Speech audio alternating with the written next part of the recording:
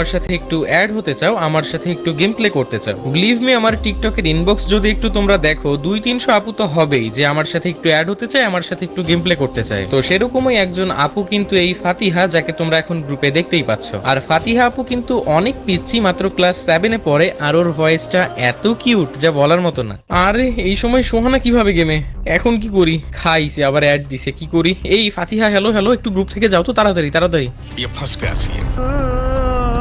Hello hello, এই তুমি কার গ্রুপে ছিলা? আমি অনলাইনে আসার সাথে সাথে মনে হয় পালিয়ে গেল। কই না তো, আমার ফ্রেন্ড ছিল। ও আচ্ছা, ফ্রেন্ড ছিল। তাহলে আমি যদি এবার রিকোয়েস্ট দিলাম তুমি অ্যাকসেপ্ট করলে না কেন?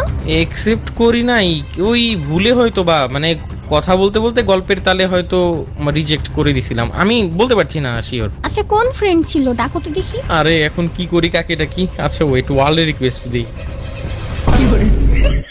Hello hello. কি রে, তুমি এই ফ্রেন্ডের সাথে কথা বলছিলা, তাও মেয়ে ফ্রেন্ড? মিরাজের বাচ্চা, আসতো তো গায়ে ওটা। আমি কিছু জানি না।